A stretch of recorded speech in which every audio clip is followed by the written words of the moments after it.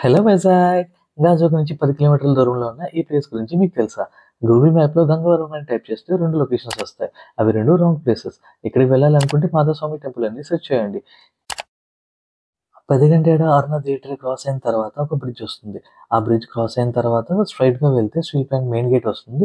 Left సైడ్‌కి వెళ్తే మన ప్లేస్ వస్తుంది. ముందుకు వెళ్తూ ఉంటే కొంత దూరం వరకు రోడ్ బావుంటుంది. ఆ తర్వాత రోడ్ అస్సలు బాగోదు. సో, జాగ్రత్తగా వెళ్ళండి.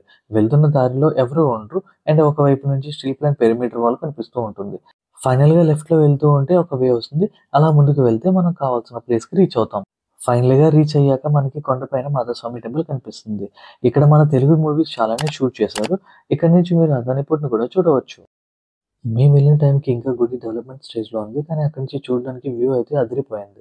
ఇక్కడ లొకేషన్స్ అయితే అదిరిపోయాయి. ఫోటో షూట్ అయితే మీరు అస్సలు వదలరు. సన్‌రైజ్ అయితే అస్సలు మిస్ అవ్వద్దు. ఎర్లీ మార్నింగ్ 5 కల్లా రీచ్ అయ్యేటట్టు చూసుకోండి. ఫోటోస్ కోసం కొండ చివరి వరకు వెళ్లి కూర్చోడానికి ట్రై చేయొద్దు. సో, జాగ్రత్తగా ఉండండి.